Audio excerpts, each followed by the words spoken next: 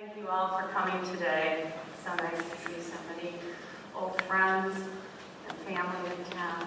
And just wanted to share a few stories about my dad. And you hear a number of them today, but these are some that stick out in my mind. After my freshman year of college, my report card came home, and it wasn't very encouraging. Officially, I had dropped my major, and unofficially, I had adopted excessive socializing as my new major. And it wasn't really working out that well, at least as far as grades go. And so, Mom and Dad saw the report card, were aware of it, and so my mom was talking to me at length, and I can't tell you anything that was said. And my father walks into the room and says to me, I want you to know that you just wasted $10,000 of your mother's and my money, and then turned around and walked out. And that combined with, if you don't get a B average, you're coming home and you're going to Harvard College, was enough to set me straight. And my GPA was never an issue again. The second story was about 2 or 3 years ago.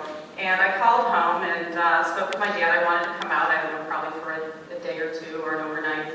And I asked if it was okay if I could come out. And he asked me, he's like, why are you asking me for permission? You can come out anytime.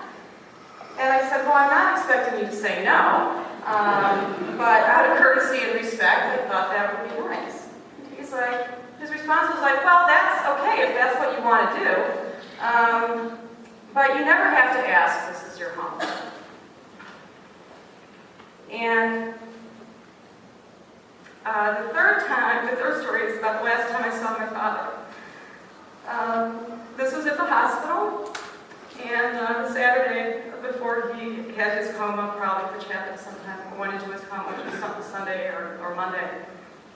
And at this point, my dad had been in the hospital for about 5 weeks, and all sense of pride at this point probably tossed out the window. He'd been poked and prodded, and just, so many things were going on with his health. But anyway, the nurses and an aide came in the room and they were having to move him. He had to be shifted every so often so he wouldn't get bed sores. And so I was there with him, and he says to me, he's like, Laura, by now half the hospital has had their hands down my pants.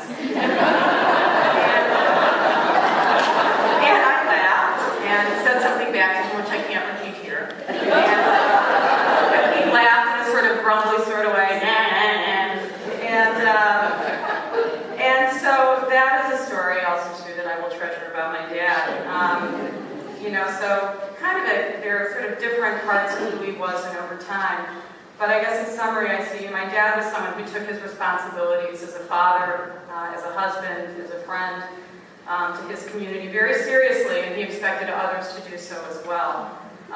He valued, like I said, his family, his love for me, which wasn't always warm and fuzzy, but at other times it could be. But I think the one thing that is really a blessing is my father held a higher vision for me when I was not able to have that for myself.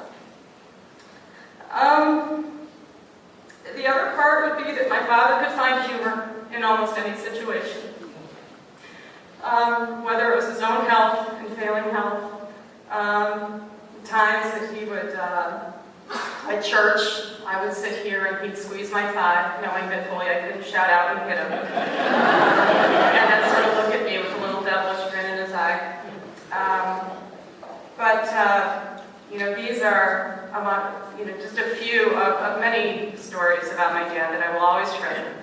And I'm so very blessed to be his daughter. I will miss him greatly, but I'm so thankful for the time that I have. Thank you.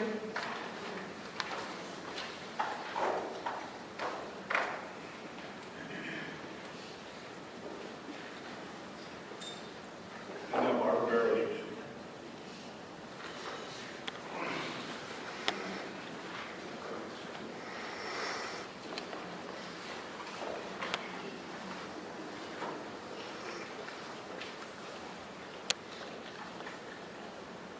This is more of a kind of thoughts that occurred to me.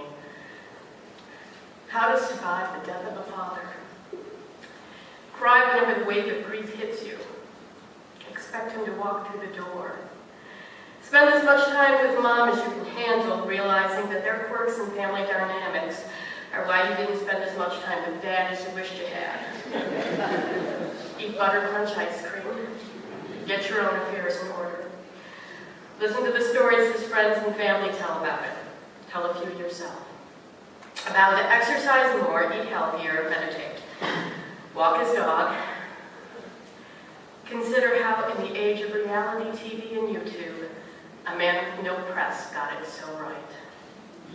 Cry as you write this. Play his jazz. Pay his bills. Don't fight the memories of him. Don't push them either. Be the man he was, even though you're a woman. Be chagrined when you start saying his platitudes to your daughter. You know, the ones that drove you nuts when you were a kid. Marveled at how many lives he touched when you thought he just sat at home reading Consumer Reports. Know that this will hurt for the rest of your life. Reliable people with more experience say so.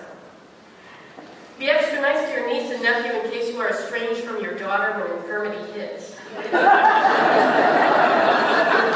Yes, that's for you, Daniel. Beat yourself up for not spending more time with him when he was healthy. Realize that just about everybody in this same position does this. Order Chinese takeout, get the sweet and sour chicken for him.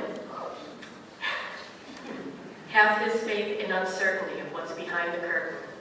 Talk to him. Say a silent prayer of gratitude for good nurses, aides, doctors, anyone who willingly makes death a part of their job. Forgive his weaknesses that live in you. Read to his granddaughter. Resist the urge to tell strangers to spend more time with their loved ones. Let in loss. Celebrate the breath moving in and out of your lungs.